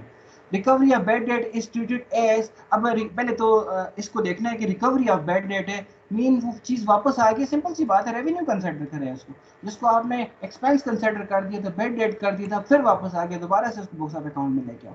What will be the effect of the financial statement if the machinery is depreciated at 10%? क्या होगा इसका, क्या मतलब डेप्रिसिएशन अगर अफेक्ट होगी तो उससे क्या इम्पैक्ट होगा, it will treated as expense in the income statement only, नहीं देखो दो चीजें ना, ये भी एडजस्टमेंट है ना, तो एडजस्टमेंट है तो ठीक कह रहा है कि इसका एक्सपेंस हम लिखेंगे, लेकिन दो इम्पैक्ट होंगे, एक अगर इनकम स्टेटमेंट में इसका इम्पैक्ट हुआ तो डेफिनेटली दूसरा बैलेंस शीट में होना चाहिए, क्या होगा, या तो उसकी लाइबिलिटी इंक्रीज हो जाएगी या एसेट डिक्रीज हो जाएगा। इसमें देख लेते हैं, it will subtract from the concern asset only, नहीं ओनली नहीं हो सकता, it will treated as current, नहीं ये भी नहीं है, it will be treated as expense in the income statement, subtract from the concern asset in the balance sheet. Student ये लाइन बहुत इंपॉर्टेंट है, इस एक लाइन में ये तीन चीज, इसको जरा गौर से फिर भी पढ़िएगा, इसको फिर भी देखेंगे, ये प्रोसीजर है। जब भी बैलेंस शीट, जब भी आपका डेप्रिसिएशन की बात आती है तो उसको सबसे पहले एक्सपेंस ट्रीट किया जाता है इनकम स्टेटमेंट में, नंबर वन इम्पैक्ट, और दूसरा चूंकि वो कांट्रा एसेट अकाउंट है, जैसे ही बैलेंस शीट बनाएंगे उसमें लिखेंगे मशीनरी, तो उससे पहले हमने मशीनरी की डेप्रिसिएशन भी रिकॉर्ड की होगी, तो उसके नीचे लिखेंगे वो 1000, मशीनरी के नीचे 1000 माइनस करेंगे और आगे चल के उसको लेके जाएंगे, अगर ये पहला साल है। लेकिन अगर आगे चलेंगे तो हम एक्यूमुलेटेड डेप्रिसिएशन जो होगी उसको माइनस करेंगे आपकी जो कास्ट ऑफ द एसेट है बैलेंस शीट के अंदर। सो ये भी खत्म, आगे चलते हैं जी। The amount of depreciation charge on machinery will be debited to, simple सी बात है, इसके अंदर कोई अगर आपने डेप्रिसिएशन चार्ज करनी है तो डेबिट क्या होगा, डेप्रिसिएशन एक्सपेंस होगा, सिंपल सी बात है, ये डेप्रिसिएशन अकाउंट है, मशीनरी नहीं कैश होता है। Accrued expenses affect, accrued expenses क्या होते हैं, expenses incurred but not paid, एक तो एक्सपेंस है, दूसरा वो लाइबिलिटी है, क्या कह रहा है ये यहाँ पे, एसिड है, आपका एसिड और एक्सपेंस है, नहीं एसिड नहीं है इसके अंदर, चूंकि ये पेएबल है, एक्रूड एक्सपेंस है, expense incurred but not paid, entry pass करते हैं, अगर सैलरी का केस है तो salary expense to salary payable की एंट्री पास की जाती है, जहाँ पे डेबिट पे देखें तो एक्सपेंस नजर आ रहा है, क्रेडिट में देखें तो लाइबिलिटी नजर आ रही है, तो लिहाजा उसमें एक एक्सपेंस है एक लाइबिलिटी है, तो ये liability revenue, asset revenue, expense liability, ये ठीक है। Wages and salary payable are classified as current liability, ये दोनों करंट लाइबिलिटी, ऐसी लाइबिलिटी जो एक साल के अंदर अंदर हम पे करें, long term non current intangible current liability. When an account become uncollectible must be written off, ये बेसिकली इसको थोड़ा सा इसको देखना है नंबर 1 क्या है, व्हेन अकाउंट इस अनकलेक्टेबल है और इसको राइट ऑफ करना है तो हम इसके लिए क्या करेंगे, allowance for bad debt account. Number B जो है इसका, account receivable should be credited, ये this is a right option. The difference between the balance of a fixed asset and related accumulated depreciation is called difference ना जी, fixed asset का difference और accumulated net book value, जिसमें हमने क्या किया था, फिक्स एसेट की कॉस्ट लिखा था माइनस एक्यूमुलेटेड डेप्रिसिएशन किया था, that is a book value. और expire cost of any fix asset is called expense, हमें पता है, बल्कि यहाँ पे expired cost of any fix asset is called expense. अब देखिए यहाँ पे क्या है, decrease depreciation, you know depreciation is also expense account depreciation. which of the following is correct for the doubtful debts, इसमें कह रहे it is shown in the balance sheet is in a doubtful debt। doubtful debt के साथ अपने पास देखिए bad debts, bad debt या doubtful debt एक ही चीज का नाम है, और मैंने जैसे आपको बताया that is the expense of the business, तो इसके लिए भी ऑप्शन होगी it is the expense of the business। bad debt write off given adjustment always affect the debtor account, simple सी बात है, जैसे ही आप बेड डेट्स होंगे तो उसका नुकसान क्या होगा, आपके अकाउंट रिसीवेबल कम हो जाएंगे। आपके अकाउंट रिसीवेबल की लिस्ट में 1 लाख रुपए शो हो रहा था तो, लेकिन एक बंदा 5,000 वो नहीं दे रहा, तो उसका इम्पैक्ट क्या आएगा, डेटर अकाउंट अकाउंट रिसीवेबल पे आएगा। So under the allowance method write off the specific customer account uncollectable account affect the balance sheet only. और आखिर में लिखा हुआ है जी, equipment cost 36,000 and expected to be 5 year no salary value under the monthly plan, क्या होगा इसको देखते हैं। स्टूडेंट देखो, equipment of the cost, equipment cost rupees 36,000, आपने इक्विपमेंट खरीदा है 36,000 रुपए का, expected to B right to be useful life of 5 years, 5 साल उसमें इस्तेमाल होना है। No salvage value, salvage value ये होती है कि स्क्रैप वैल्यू, कि जैसे ही आपके एसेट खत्म होते हैं तो उसकी कोई ना कोई उसको कुछ ना कुछ तो उसकी वैल्यू बाकी रहती है, लिहाजा इसमें सैलवेज वैल्यू कोई नहीं है। नॉर्मली डेप्रिसिएशन का जो स्ट्रेट लाइन मेथड का फार्मूला है उसमें हमारे पास ये होता है कि depreciation is equal to cost minus salvage value divided by useful life, ये फार्मूला होता है, अपने पास नोट करें, cost minus salvage value divided by useful life. इसी फार्मूले के तहत इसको कैलकुलेट करें, इसकी कास्ट कितनी है 36,000, पूरा पढ़ लेते हैं, under the straight line method monthly depreciation, okay आपने मंथली डेप्रिसिएशन कैलकुलेट करनी है, ईयरली नहीं करनी, डिवाइड बाय 5 नहीं करना, बल्कि इसकी मंथ कैलकुलेट करना है। 5 सालों में मंथ कितने बनते हैं, 12 मल्टीप्लाई बाय 5 करें तो कितने बन जाएंगे 60, यस, तो ये आपके 60 पे डिवाइड करेंगे। आप लिखें अपने पास straight line method, SLM, straight line method is equal to cost minus salvage value divided by useful life।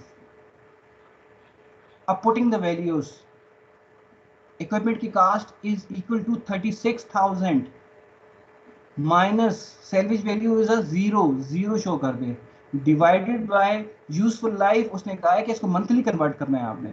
अब जब जैसे ही आप मंथली कन्वर्ट करेंगे तो इसको 60 पे डिवाइड करें and you will get a answer, कितना बनेगा 600, ये इसका आंसर। सो स्टूडेंट्स, यहाँ तक हमारी adjustment adjusting entries are completed. If you have any question you can ask. आगे चलते हैं फिर, अगर if you have any question you can ask, otherwise हम आगे चलेंगे। सर जी आप कुछ पूछना चाह रहे हैं? सर 14 प्लीज बता दें, वो नहीं समझ आया। जी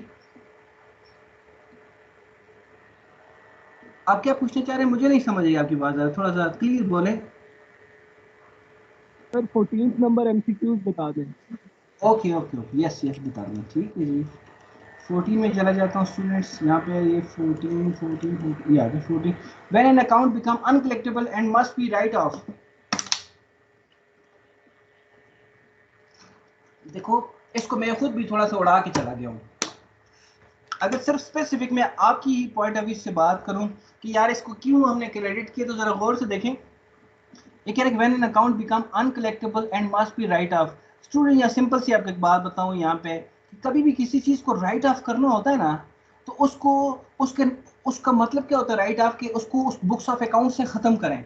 फॉर एग्जाम्पल अगर मैं आपसे ये बोलूं कि ये दिस इज एक्सपेंस अकाउंट और इसको राइट ऑफ करो, इसको खत्म करो, तो आपने क्या करना है, आपने ये करना है कि उससे वो अगर वो एक्सपेंस अकाउंट है तो उसका नॉर्मल बैलेंस क्या होगा, डेबिट होगा। आपने उसको क्रेडिट लगाना है तो ऑटोमेटिकली वो वॉश आउट हो जाएगा या राइट ऑफ हो जाएगा। राइट ऑफ का मतलब ये है कि उस अकाउंट को बुक्स ऑफ अकाउंट से वॉश आउट कर दें, खत्म कर दें। तो इसी तरह से अगर आप देखें नॉर्मली अगर इसको समझना चाहें तो स्टूडेंट मैं आपको रिकमेंड करता हूँ स्पेसिफिक आपको, आप जरा थोड़ा सा इसका अलाउंस मेथड को जरा जाके देखें। उससे पहले ये होगा कि आप अलाउंस क्रिएट करेंगे। अलाउंस क्रिएट कैसे करेंगे, आप सिंपल सी bad debt to provision for bad debt की एंट्री पास करके आपका उसका अलाउंस क्रिएट करेंगे। उसके बाद क्या करेंगे, फिर उस अलाउंस के अगेंस्ट आप अपने बेड डेट को राइट ऑफ करेंगे। और बेड डेट को राइट ऑफ कैसे करेंगे, राइट ऑफ क्या करना होता है, हमने अकाउंट रिसीवेबल को राइट ऑफ करना होता है ना। तो जब हम अकाउंट रिसीवेबल को राइट ऑफ करेंगे तो हम देखेंगे कि अकाउंट रिसीवेबल का नॉर्मल बैलेंस क्या है जी, डेबिट है। अब इसको राइट ऑफ करना है, ओके, इसको क्रेडिट लगा देंगे। अब क्वेश्चन वहां पे ये है कि फिर डेबिट किसको करेंगे, तो डेबिट उसी प्रोविजन को करेंगे जो ऑलरेडी हमने क्रिएट कर रखी है। ठीक है, इसकी नॉर्मली पूरी जो एंट्री की जाती है students, provision for bad debt to account receivable की एंट्री की जाती है। लेकिन यहाँ पे इसको मैं थोड़ा सा वैसे इसीलिए ये तीन अगर एंट्रीज, एक चीज को समझने के लिए तीन एंट्रीज को एक्सप्लेन करना जरूरी है, लेकिन मैं थोड़ा सा इसको मेरा ख्याल है जल्दी भी ले गया था। चले, एनी अदर क्वेश्चन जी, चले आगे चलते हैं जी। अब हम जाएंगे जी एडजस्टेड ट्रायल बैलेंस के ऊपर।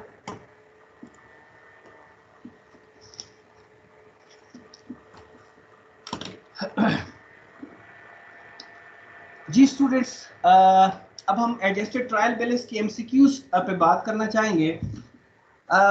Dear students, adjusted trial balance मैं इसको सबसे आसान तरीन चीज समझता हूँ। उसका रीजन ये है कि एडजस्टेड ट्रायल बैलेंस से पहले आपने एडजस्टमेंट्स जो कर ली होती हैं, उसके बाद एडजस्टमेंट ट्रायल बैलेंस बनाना सिंपल प्लस और माइनस ही होता है। एडजस्टेड ट्रायल बैलेंस और ट्रायल, पहली तो बात मैं थोड़ा सा ट्रायल बैलेंस पे फोकस करता हूँ। स्टूडेंट्स, मैथमेटिकल एक्यूरेसी को इंश्योर करने के लिए या चेक करने के लिए हम ट्रायल बैलेंस बनाते हैं, आपको पता है।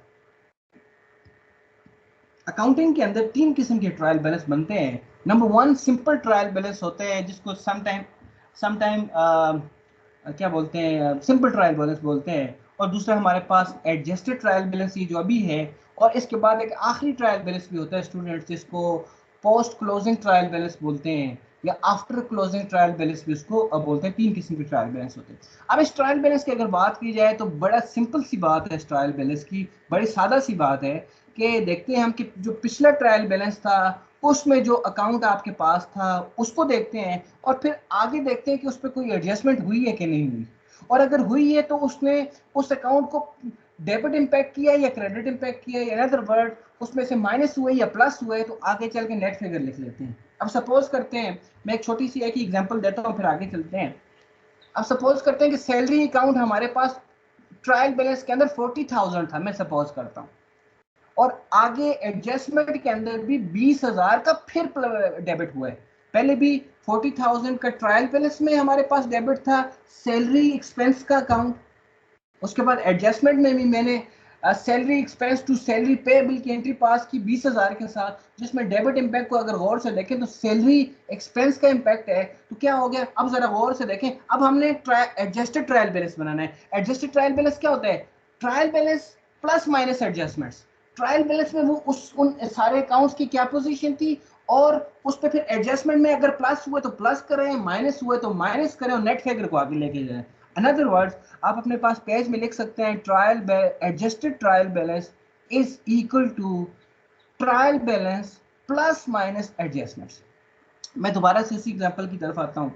40,000 का एक्सपेंस था आपके ट्रायल बैलेंस के अंदर सैलरी एक्सपेंस का, 20,000 का एडजस्टमेंट में हो गया, तो सिंपल सी बात है, पहले भी डेबिट था अब भी डेबिट हुआ है, तो डेबिट डेबिट आपस में प्लस हो गया, अमाउंट प्लस हो जाएगी, तो अब एडजस्टेड ट्रायल बैलेंस में कितना जाएगा, यस 60,000 जाएगा। इसी तरह से अगर फॉर एग्जांपल प्रीपेड इंश्योरेंस का कोई अकाउंट था हमारे पास जिसमें आपके पास ट्रायल बैलेंस के अंदर 20,000 का डेबिट बैलेंस था, लेकिन एडजस्टमेंट में हमने 5,000 का क्रेडिट किया, हमने ये लिखा है insurance expense to prepaid insurance. Suppose कर हमने कोई एंट्री पास की है, पहले prepaid insurance already trial balance के अंदर 20,000 शो हो रहा था, फिर हमने एंट्री पास की insurance expense to prepaid insurance जिसमें प्रीपेड इंश्योरेंस को हमने क्रेडिट लगाया है 5,000 के साथ। पहले कितना था 20,000 डेबिट था, अब 5,000 क्रेडिट हो गया है, तो फिर डेबिट से क्रेडिट को माइनस कर दिया जाएगा, अब नेट फिगर कितना जाएगा 15,000। तो एडजस्टेड ट्रायल बैलेंस बड़ा सिंपल होता है, उसमें चीज़ों को सिर्फ प्लस माइनस करके की इस सूरत में देखा जाता है। इसके एमसीक्यूज की तरफ आते हैं। Number 1, appropriate general entry to record the equipment depreciation expense would consist of the debit to depreciation expense account and credit to which of the following। कौन से हो सकता है जी? हमारे पास ऑन इक्विटी नहीं हो सकता जी, कैश नहीं हो सकता, रिटेन अर्निंग नहीं हो सकता, यस एक्यूमुलेटेड डेप्रिसिएशन इक्विपमेंट हो सकता है। इसमें भी स्टूडेंट अपने माइंड में जरा याद रखिएगा कि आपके पास दो मेथड्स होते हैं डेप्रिसिएशन के। ये जो मेथड है that this method is called cost method. लेकिन अगर यहाँ पे ये भी हो सकता था कि इक्विपमेंट भी हो सकता था, क्रेडिट इक्विपमेंट भी हो सकता था, जो हमारा बेसिकली रिटन डाउन मेथड है, लेकिन इसमें सूटेबल ऑप्शन आपके पास अवेलेबल है। Payment for the 2-year insurance policy require the debit at the time of adjustment prepaid insurance. 2 साल का दे रहे हैं ना, तो आप इसको साल से ज्यादा का कोई चीज होगा उसके साथ प्रीपेड मेंशन करेंगे। The entry to recognise depreciation expenses the closing adjusting entry है जी। क्लोजिंग एंट्री हमने नहीं देखी। Accrued revenue is also known. Accrued revenue मैंने आपको बताया कि ये अकाउंट रिसीवेबल होता है, ये अकाउंट रिसीवेबल रेवेन्यू होता है, या इसको लिखे रेवेन्यू रिसीवेबल जो हमने मिलना है। तो यहाँ पे क्या लिख कह रहा है, net not earn revenue, revenue earn and received, receivable revenue, yes receivable revenue. Adjusting entries are required when the firm use the cash basis of accounting for discrete transaction, when a firm use the accrual basis of accounting, or both A and B। आपका क्या ख्याल है? When Accrual basis used, के लिए sir great हो। सो depreciation is, इसका मतलब है बैठे हुए बंदे। Depreciation is the amount of spend by the buyer by a fixed asset. Depreciation की बात की जाए, salvage value the money spend in the part of a cost fixed asset consume during the year. अब मुझे उम्मीद है कि आपको समझ आ रही है, मैं थोड़ा तेज जा रहा हूँ। The amount reserve for a doubtful debt, provision for bad date. ये क्या कह रहे हैं? The amount reserve for the doubtful debt is called bad debt, doubtful receivable, provision for bad date. उसके बाद क्या, unearned revenue 2000 now earn the entry. अब क्या होगा, अर्न होगी तो अनअर्न्ड रेवेन्यू टू रेवेन्यू हो जाएगी ये वाली ट्रांजैक्शंस भी। Amount accounting period can be weekly, monthly, yearly, कुछ भी हो सकता है। आपकी रिपोर्टिंग पीरियड आप अपनी मर्जी से सेलेक्ट करेंगे, और नॉर्मली रिपोर्टिंग पीरियड मंथली कर दें और फिर ईयरली भी कर दें, ये भी कोई मसला नहीं है। वीकली भी कर दें और मंथली भी कर दें, क्वार्टरली भी कर दें, वो आपकी मर्जी है, ठीक है।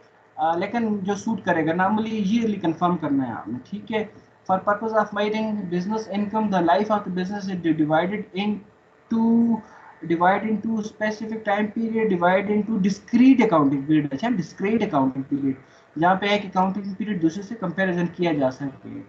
Nabil Law Associate began the business in the November with the office stationery 160, ठीक है। फिर क्या हुआ, during the month the firm purchased a stationery 290, इसको इसमें से प्लस कर दें 160, कैलकुलेटर साथ साथ इसको 160 प्लस 290, ठीक है जी।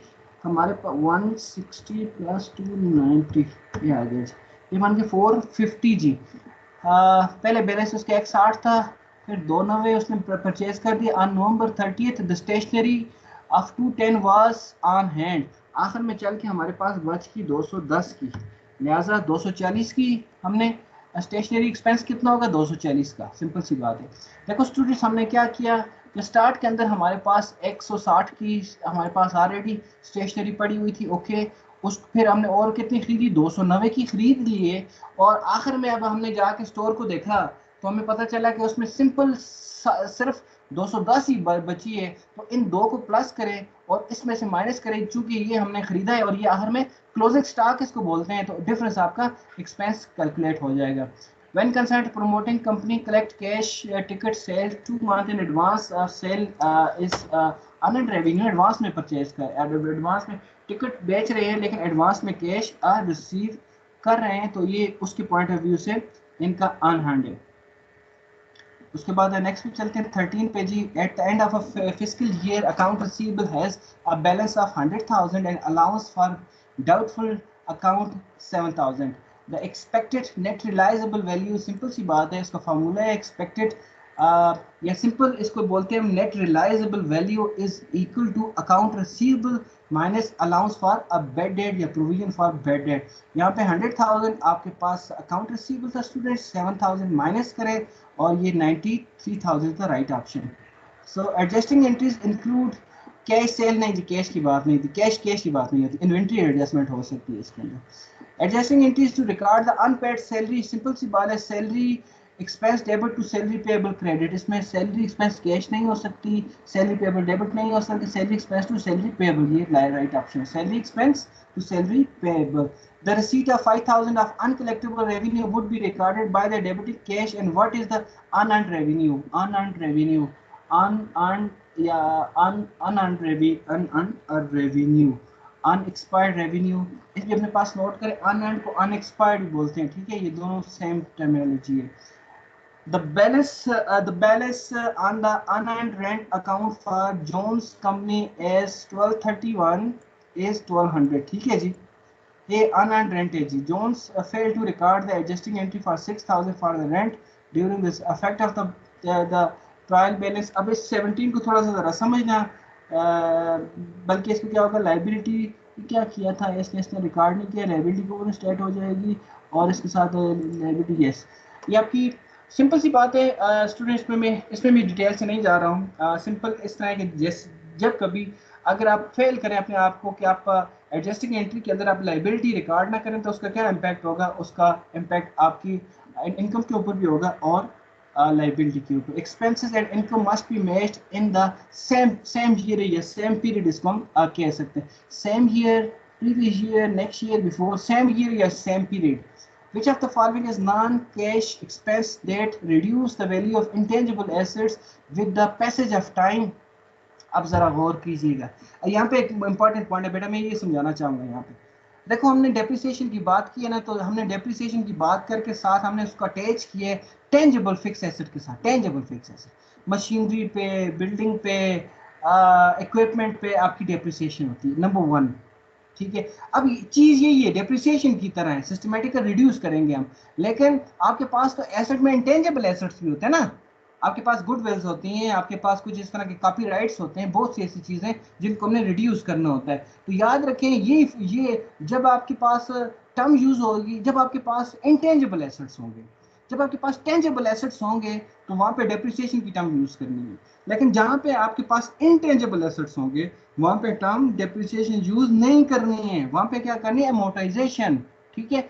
और जहां पे आपके पास नेचुरल रिसोर्सेज की बात की जाएगी, कोई माइंस होंगे आपके पास, कोई फॉरेस्ट होंगी, उसकी अगर सिस्टमेटिक रिडक्शन की बात की जा रही है, उसकी डिप्लीशन की बात की जा रही है, तो फिर उसको डिप्लीशन का वर्ड यूज करते हैं, याद रखें। फिक्स एसेट के लिए आपके पास टेंजिबल फिक्स एसेट के लिए आप यूज करेंगे डेप्रिसिएशन का वर्ड, इंटेंजिबल के लिए एमोर्टाइजेशन का वर्ड, और जब आपके पास नेचुरल रिसोर्सेज की बात हो जाए, गॉड गिफ्टेड रिसोर्सेज की बात की जाए, तो फिर वहां पे वर्ड डिप्लीशन यूज किया जाता है। तो यहाँ पे क्या कह रहा था, non cash expense that has reduce, intangible assets की बात की जा रहा है, इंटेंजिबल के लिए मोटाइजेशन यूज की। Accrued expenses are also called, accrued liability भी बोलते हैं, एक्रूड एक्सपेंस बट नॉट भी बोलते हैं, और ए और बी ज्यादा बेहतर तरह से इसको अब बोला जाता है। सो स्टूडेंट्स, एक एमसीक्यूज को हमने नहीं बात की, ये लाइबिलिटी और एस्टिमेशन की, उसके अलावा अगर कोई क्वेश्चन है तो बात कर सकते हैं आप। लास्ट पे चलेंगे जी, आखिरी बस 10 मिनट में इंशाल्लाह खत्म करेंगे जी। कौन सा था, फाइनेंशियल स्टेटमेंट, ये तो बड़ा सिंपल है, बड़ा सिंपल है, सिर्फ 15 मिनट इंशाल्लाह, ठीक है, ओके। अच्छा यहाँ पे आ जाते हैं जी, फाइनेंशियल स्टेटमेंट्स। स्टूडेंट लास्ट है हमारे पास, इस पे फाइनेंशियल स्टेटमेंट्स एमसीक्यूज इन पे बात करते हैं जी। यहाँ पे अगर देखें तो अकाउंटिंग, अच्छा मैं थोड़ी सी जरा जस्ट थोड़ा सा उसका बैकग्राउंड के लिए बात बता दूं कि फाइनेंशियल स्टेटमेंट्स 5 चीज़ों को मिला के फाइनेंशियल स्टेटमेंट्स बोलते हैं। नंबर 1, इसका सीक्वेंस भी इसी तरह से, income statement. Students income statement को ब्रिटिश वाले trading and profit and loss account भी बोलते हैं, और इनकम स्टेटमेंट का नया नाम जो है वो स्टेटमेंट ऑफ कम्प्रिहेंसिव इनकम भी है, स्टेटमेंट ऑफ कम्प्रिहेंसिव इनकम। ये 3 नाम आपकी इनकम स्टेटमेंट के। और इनकम स्टेटमेंट को जरा गौर से देखा जाए तो इसमें 2 अकाउंटिंग पिलर कंज्यूम होते हैं। एक हमारे पास एक्सपेंस और दूसरा रेवेन्यू। और इसके एंड पे जो बॉटम लाइन हमें चाहिए होती है, या तो वो नेट प्रॉफिट होगा या नेट लॉस होगा या ब्रेक इवन होगा। नेट प्रॉफिट से मुराद ये है कि रेवेन्यू हायर साइड पे होंगे, एक्सपेंसेस कम साइड पे होंगे। 50 लाख रुपए कमाया है, 30 लाख खर्चा हुआ है, तो 20 लाख अल्टीमेटली नेट प्रॉफिट है। और वाइस वर्सा केसेस के अंदर हमें पता है नेट लॉस हो सकता है, जहाँ पे आपके एक्सपेंसेस हायर साइड पे हो। 50 लाख आपका रेवेन्यू हुआ था लेकिन 60,000 का आपका एक्सपेंस हो गया, तो 10,000 अल्टीमेटली आपका नेट लॉस होगा। और तीसरी पोजीशन भी हो सकती है that is called break even, no profit no loss. जितना एक्सपेंस था उसके बराबर अगर प्रॉफिट हो जाएगा, no profit no loss, that particular position is called a break even. और ये इनकम स्टेटमेंट की बात है। दूसरे आ जाते हैं जी, बैलेंस शीट की बात करते हैं। स्टेटमेंट ऑफ ओनर इक्विटी की पहले बात कर देते हैं दूसरे नंबर पे। स्टेटमेंट ऑफ ओनर इक्विटी को sometimes statement of retain earning भी बोलते हैं। और स्टेटमेंट ऑफ ओनर इक्विटी तो आप सोल प्रोप्राइटरशिप के केस में बोल रहे हैं, इसको हम statement of share holder equity बोलते हैं। Statement of stock holder equity भी बोला जाता है। इसके अंदर दो ही चीजें होती हैं, एक तो आपका जो ओनर की कंट्रीब्यूशन है, और सोल प्रोप्राइटरशिप के केस में ओनर का कुछ विड्रॉल है। अगर ये देखना चाहते हैं कि ओनर की कितनी इन्वेस्टमेंट है, तो ओनर कितने पैसे लेके आया था स्टार्ट के अंदर, उसको क्रेडिट में लिखेंगे हम। और अगर सोल प्रोप्राइटरशिप का केस है तो कोई विड्रॉ करने के लिए गए ड्राइंग की सूरत में, तो उसको डेबिट साइड पे लिखेंगे। अल्टीमेटली हमें बैलेंस का पता चलेगा कि ओनर की कितनी इन्वेस्टमेंट है इसके अंदर। चूंकि basic accounting equation, basic accounting fundamental हमारे पास अकाउंटिंग इक्वेशन ही है, asset is equal to liability plus owners equity. तो हमने इन तीनों के बैलेंसेस को देखना होता है। सो थर्ड, अब तीसरी पे चले जाते हैं, बैलेंस शीट इंपॉर्टेंट। अच्छा, एक छोटी सी बात स्किप कर गया हूं नंबर 1 के लिए। स्टूडेंट्स, इनकम स्टेटमेंट को स्टेटमेंट ऑफ ऑपरेशन भी बोला जाता है, स्टेटमेंट ऑफ ऑपरेशन। और एक छोटा सा पॉइंट यहाँ पे याद रखिएगा, इनकम स्टेटमेंट जब बनती है ना स्टूडेंट, फॉर होल पीरियड होती है। मीन अगर वो साल के बाद बनी है ना, तो वो पूरे 12 महीनों के लिए। इसीलिए हम इनकम स्टेटमेंट के ऊपर लिखते हैं फॉर द पीरियड एंडेड या फॉर द ईयर एंडेड। आपने देखा होगा इनकम स्टेटमेंट को जरा गौर से देखें, कैप्शन के अंदर तीन लाइंस लिखी होती हैं हमेशा स्टेटमेंट के अंदर। इनकम स्टेटमेंट में भी इसी तरह से लिखा होता है, लेकिन तीसरी डेट वाली लाइन बहुत इंपॉर्टेंट होती है और उसका एक मकसद होता है। बाकी अगर आप कोई भी स्टेटमेंट उठा के देखें तो उसमें पहली लाइन में कंपनी का नाम लिखा होगा, सब में लिखा होगा कंपनी का नाम, ठीक है। दूसरी लाइन में रिजर्व होती है आपकी जो भी टाइप ऑफ स्टेटमेंट है उसके लिए। कैश बुक है तो कैश बुक लिखा होगा, बैंक रिकंसिलिएशन है तो बैंक रिकंसिलिएशन लिखा होगा, इनकम स्टेटमेंट, बैलेंस शीट है, जो भी है लिखेंगे। लेकिन तीसरी लाइन इंपॉर्टेंट है, बहुत फर्क होता है। अगर आप उसकी इनकम स्टेटमेंट में जाओ ना स्टूडेंट्स, तो वहां पे लिखा होगा फॉर द ईयर एंडेड या फॉर द पीरियड एंडेड। अगर एक साल के अंदर अंदर बनी है, एक महीने के लिए, 2 के लिए, 3 के लिए, क्वार्टर के लिए बनी, तो फॉर द पीरियड लिखेंगे। अगर पूरे साल के लिए बनी तो फॉर द ईयर एंडेड लिखेंगे। ये टेक्निकल वर्ड है। और एक और चीज, income statement is a flow statement, ये पूरे साल को कवर करती है। अच्छा, इतनी बात माइंड में रखनी है। आगे चलता हूँ। बैलेंस शीट को स्टेटमेंट ऑफ फाइनेंशियल पोजीशन बोलते हैं। इसको balance sheet is the same like accounting equation, asset is equal to liability plus owners equity. It is a statement of financial position और फाइनेंशियल कंडीशन। ये दोनों word इसके लिए use किए जाते हैं। लेकिन यहाँ पे एक बड़ा इंपॉर्टेंट पॉइंट है स्टूडेंट्स, जैसे हमने बात की कि इनकम स्टेटमेंट, पूरी income statement it covers entire period, लेकिन नहीं, बैलेंस शीट इंटायर पीरियड को कवर नहीं करती है। इनकम स्टेटमेंट जो होता है वो पीरियड ऑफ टाइम स्टेटमेंट होती है, लेकिन balance sheet point in time statement है। याद रखो, ये बहुत इंपॉर्टेंट पॉइंट है, और आपके पॉइंटों में तकरीबन आखिरी पॉइंट है आपके साथ। लेकिन इस पॉइंट को नहीं भूलना है कि बैलेंस शीट जो होती है वो एक पॉइंट पे होती है, एक दिन पे होती है। अगर बैलेंस शीट 31 दिसंबर को बनी है ना स्टूडेंट्स, तो वो सिर्फ 31 दिसंबर के लिए होगी। और इस तरह की भी बैलेंस शीट बनती है जिसके ऊपर टाइम भी लिखा जाता है कि इट इज फॉर 12 PM। अगर वो 12 PM के लिए, तो वो फिर 1 AM के लिए नहीं है। लेकिन पॉइंट क्या मिला है हमें? पॉइंट ये मिला है कि जो हमारी इनकम स्टेटमेंट है वो इंटायर पीरियड को कवर करती है। अगर साल के बाद बनी है तो वो पूरे साल को 12 महीनों को कवर करेगी। इसीलिए इसको फ्लो स्टेटमेंट भी बोलते हैं, इसीलिए इसको पीरियड ऑफ टाइम स्टेटमेंट बोलते हैं। लेकिन बैलेंस शीट एक पॉइंट पे होती है, इसीलिए इसको पॉइंट इन टाइम स्टेटमेंट बोलते हैं students, point in time statement. वो पीरियड ऑफ टाइम है, ये पॉइंट इन टाइम स्टेटमेंट है, एक ही पॉइंट को शो करेगी। इसीलिए अगर आप बैलेंस शीट के ऊपर जाके देखो ना तो उसकी तीसरी लाइन में लिखा होगा एज ऑन, बस उसके बाद डेट लिखी जाती है कि ये किस डेट के ऊपर है। और फिर उसके बाद कैश फ्लो स्टेटमेंट होता है स्टूडेंट्स। कैश फ्लो स्टेटमेंट के लिए सिंपल मैं इतनी सी बात बताऊंगा कि cash flow statement number 1 important बात, बल्कि 2-3 छोटी छोटी बातें बताना चाहूंगा, जरूर सुने जरा। आपके पेपर का पार्ट नहीं है ये, लेकिन आपको काम आएंगी। कैश फ्लो स्टेटमेंट में सबसे इंपॉर्टेंट पॉइंट पहला कि कैश फ्लो स्टेटमेंट जो है वो कैश बेसिस ऑफ अकाउंटिंग में बनती है। याद रखो हमारी तीनों स्टेटमेंट जो हैं वो इनकम स्टेटमेंट है, स्टेटमेंट ऑफ ऑनर इक्विटी है या बैलेंस शीट है, वो अक्रूवल बेसिस ऑफ अकाउंटिंग पे बनती है, जिसके अंदर सादे लफ्जों में आपकी कैश ट्रांजैक्शन भी इन्वॉल्व होती है, आपकी क्रेडिट ट्रांजैक्शन भी इन्वॉल्व होती है। अगर इनकम स्टेटमेंट के अंदर आप पहले आइटम को उठा के देखो ना रेवेन्यू को, तो वो रेवेन्यू सिर्फ कैश रेवेन्यू नहीं है, नोट्स में जाके देखो उसके अंदर कैश रेवेन्यू भी मौजूद है और साथ साथ उसके अंदर क्रेडिट रेवेन्यू भी मौजूद है। लेकिन जो आपकी कैश फ्लो स्टेटमेंट है स्टूडेंट, की बात याद रखनी है, वो एक्रूवल बेसिस पे नहीं बनती। वो किस बेसिस पे बनती है? वो कैश बेसिस पे बनती है। फिर एक क्वेश्चन होगा आपके माइंड में, अच्छा अगर ये कैश बेसिस पे बनती है तो हम तो सारा सिस्टम एक्रूवल बेसिस यूज कर रहे हैं, उस एक्रूवल पे ही हमने सारा कुछ बनाया, तो फिर इसको कैश पे कैसे करेंगे? यस, उसको कैश आपके एक्रूवल बेसिस को छोटा सा प्रोसीजर है जिसपे जो हमारे पास जो हमें डेटा चाहिए होता है उसको हम कैश बेस में कन्वर्ट कर देते हैं। अब कैश बेसिस ऑफ इस पे बात करें कैश फ्लो स्टेटमेंट को, इसको कैश फ्लो स्टेटमेंट या statement of a cash flow statement of a cash flow भी बोला जाता है। दो ही नाम है इसके, कैश फ्लो स्टेटमेंट या statement of a cash flow, दो ही नाम है इसके। फंड फ्लो स्टेटमेंट है लेकिन थोड़ी अलग है, मैं इस पे नहीं जा रहा हूँ।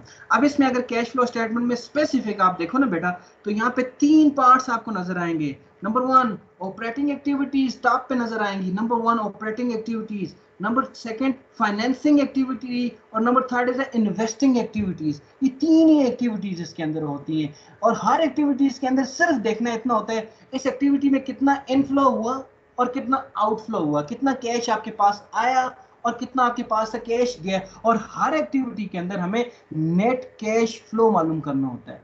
Mean net cash flow from operating activity हम पहली एक्टिविटी के अंदर मालूम कर देते हैं, वो सादा है, बड़ा सादी सी बात है। उसके अंदर हम देखेंगे कि ऑपरेटिंग एक्टिविटी में कितना कैश हमारे पास आया, 2 लाख, और ऑपरेटिंग एक्टिविटी को कंडक्ट करने के लिए कितना कैश हमसे चला गया, 50,000।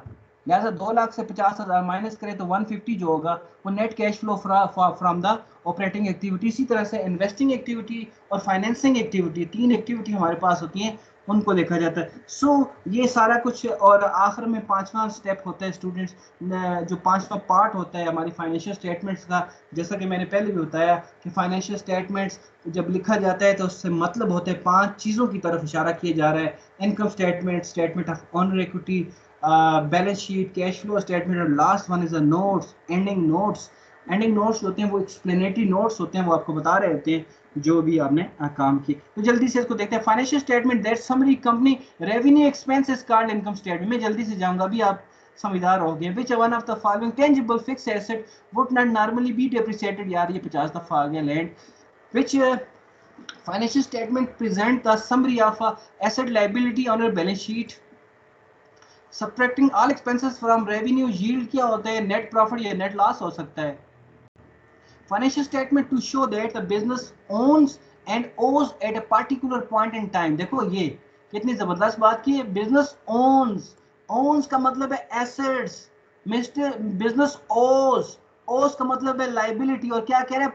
पर्टिकुलर पॉइंट इन टाइम, एक स्पेसिफिक पॉइंट इन टाइम। देखा, अब बैलेंस शीट की तरफ इशारा करने के लिए ये भी याद रखिएगा, अगर किसी पॉइंट इन टाइम की बात की जा रही है तो वो बैलेंस शीट की बात है, और अगर किसी पीरियड ऑफ टाइम या फ्लो की बात की जा रही है तो वो इनकम स्टेटमेंट की बात है, तो ये बैलेंस शीट की बात है। If the gross profit 5,000 and the net profit is at 25% of the gross profit, expenses must be, आप इसको कैलकुलेट करें 25% आप करें इसका 5,000 का कितना बनेगा? 5,000 multiplied by 25%, 0.25 करें तो 1250 बनता है। इसको माइनस कर रहे हैं अपने 5,000 में से, तो ये बन जाएगा 3750। ये सिंपल ये कह रहा है कि ग्रास प्रॉफिट अगर 5000 है और उसमें नेट प्रॉफिट जो है वो 25% है, तो एक्सपेंसेस कितने होंगे, तो आपके ये हो जाएंगे एक्सपेंसेस 3750। आप इसको ये भी कह सकते हैं कि अगर ग्रास प्रॉफिट आपका 25% है तो कास्ट आपकी कितनी हो जाएगी 75% ना। तो सिंपल आप 5000 को 5000 मल्टीप्लाई बाय 0.75 जो 75% बनेगा उस पर कैलकुलेट करें तो आ जाएगा। The financial document that indicate the success and failure of the business over a period of time. ये देखो पीरियड ऑफ टाइम की बात की जा रही है, इस पे पीरियड ऑफ टाइम की बात की जा रही है, तो इनकम स्टेटमेंट बस ढूंढ के देखो income statement. The report of a company that shows the overall profit on the sale and other goods provided is called। देखो ये भी इनकम स्टेटमेंट की बात की रही है लेकिन दो नाम दे दिए, trading and profit and loss account, ये भी आपकी इनकम स्टेटमेंट का नाम है, कैश फ्लो नहीं, इनकम स्टेटमेंट ये भी नाम है, और A and C is the right option.